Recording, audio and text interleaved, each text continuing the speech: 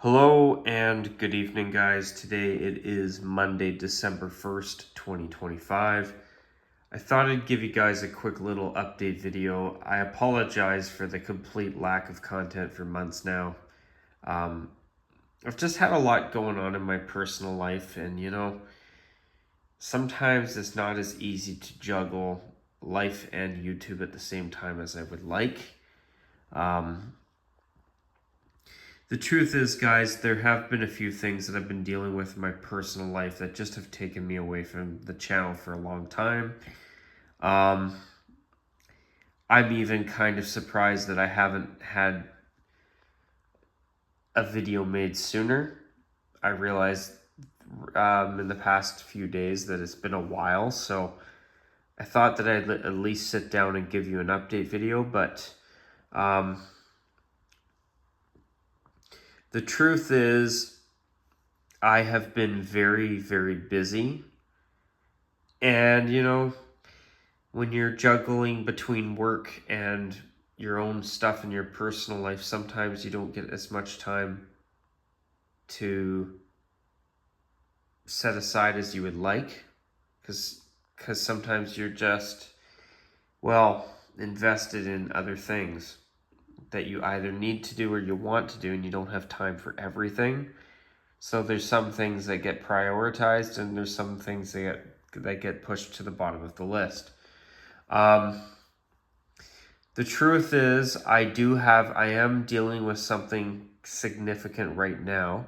Thankfully, it's nothing bad, but unfortunately, it's nothing great either.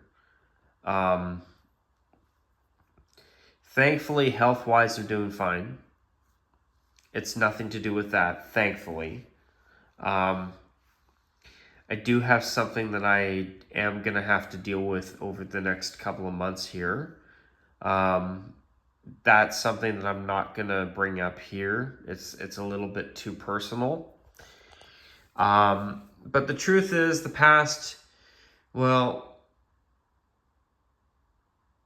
basically the past 18 months of my life have been extremely overwhelming more often than not. And I've just had thing after thing after thing to deal with. It just seems like whenever there's a little bit of peace, all of a sudden there's like 10 other things that show up and kick my ass. So, I mean, basically at this point, what the point of this video is to just give you guys a little heads up that I'm still making videos. I just don't have as much time for it as I used to. So you're gonna have to grin and bear it with me. I will say this though. I'm happy for a certain viewer or two of mine that are Blackhawks fans, because they did bring back their 2000s alternate jersey, and I gotta be honest, I like seeing it being worn again. But I do think that they should have had the tan outline around the crest to make it pop a bit more. I do think that it would look better. Excuse me. I do think that the tan outline, or even the gold outline that their Centennial home jersey has for this season around the crest on their black jersey, I think would really pop. I think it would be a little extra detail that would make all the difference. And as I say that, it looks great as is, but especially on a black jersey, sometimes you need a little extra outline or two just to make your logo and or colors pop. And I think that I do think that this would have been the perfect opportunity to bring back that design, but the original version of it from the mid to late 1990s, where it did have a tan outline around the crest for a short time. I think this was the opportunity for the Blackhawks to do that. And unfortunately, I do think that they missed an opportunity there. But as I say that, it's nice to see that design back in the rotation. I mean, I'm disappointed that we didn't get some kind of Centennial throwback at this point, but And I mean, when I say throwback, I don't mean just the black jersey from the 2000s, their first third jersey in franchise history. What I'm saying is I'd like to see a throwback that goes from like the early 1960s or earlier. I mean, another thing that I think that the Blackhawks should have done is at the bare minimum, they should have at least kept last year's Winter Classic uniform for another season or two as a special heritage uniform. It's a great uniform, and I think that they should have kept it around a little bit longer. I mean, I'm not saying to make it the full-time third at the cost of the black jersey. Why not have it so that they have the black jersey as an alternate, but also have that jersey as a heritage uniform for this season? And then that way that uniform's been worn for 2 seasons. Then next season, hopefully they'll do some kind of centennial throwback, like era accurate. Like the original white or slash tan jersey from the mid 1920s when they first joined the National Hockey League. Something like that I think would be really special. And that's also something about the Detroit Red Wings that some of you might be surprised to hear, but I'm actually a little bit disappointed with. Now, don't get me wrong. The Red Wings Centennial sweater is a nice jersey, but I wanted a true throwback. I mean, if you're going to give us something new, give us that and a throwback. I mean, I just find that with their Centennial uniform, it's a good uniform, but I just feel like it's a little bit too much like the 2014 Winter Classic jersey in some respects, where I just feel like it's missing something. I don't know what it is. I don't like the matte helmet on the Centennial uniform. It looks completely out of place. And I don't know what it is about the striping with the beige instead of white, but I just don't like it as much. And I love the chain stitching. I love the retro logo. I love the retro letter number font. But there's just something about it that just, I don't know what it is. There's just something about a bright scarlet red and beige that I don't like together. Maybe it's a Roxilla problem, but I don't know. I was really hoping for the return of the 1991-92 75th anniversary throwback sweater. That's what I really am craving from the Red Wings. This is their centennial. That's what I want from this team. But unfortunately, we haven't gotten that. As for the New York Rangers, their centennial uniform is an 11 out of 10 in my books. It's perfect. It's beautiful. It has to be their full-time third jersey for a while. And if not, at least let that uniform be the heritage uniform that's worn a few times a year as a special bonus treat. I mean, that is a great uniform. Their Winter Classic uniform, I mean, hats off to them for kind of trying to make a match to the Centennial jersey, but I'm sorry, it's not. I just find that the New York Rangers 2026 Winter Classic sweater has too much red. I don't like the collar being red, and I don't like the mismatched hem and sleeve stripes. I don't. And I feel like the Florida Panthers uniform, it's too similar to their Reebok Edge era red jersey from just before the switch in the 2016-17 season to what is their current uniform set. I wanted something a little more special. And I feel like the Florida Panthers failed. Or whether it's them or Fanatics, I don't know. Or probably both. But I find Florida's Winter Classic uniform to be just a disappointment.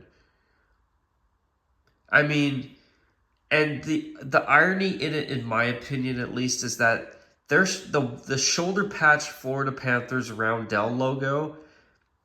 I wish that they put that on the front of a Winter Classic sweater and did something more like the Miami Clippers uniform with the shoulder design. Something like that would have made it stand out more in a good way. You know, when you're doing a special event uniform like this, it's an opportunity to do something different. I wanted something more different from Florida. I mean, I tip my hat to Fanatics and the Panthers for trying to kind of blend their identity with some retro nods to the past if of Florida's hockey history as a state, but I wanted something more special, more outside the box, and I really feel that the Panthers uniform crapped the bed. I mean, for the one outdoor game that they're going to wear it for, whatever, I know it's going to be short-lived anyway, but I like the idea of creating something special so that a team and its fan base are more inclined to want the uniform to stick around for another season or two. That's when I feel you have a really great outdoor sweater. I mean, you look at teams like the Vegas Golden Knights and their Winter Classic sweater. The idea of a modern color in steel gray being put on a beige and khaki-ish gold, which is not even a khaki-ish gold. Like the Vegas Golden Knights gold, glittery gold on a beige jersey base with steel gray.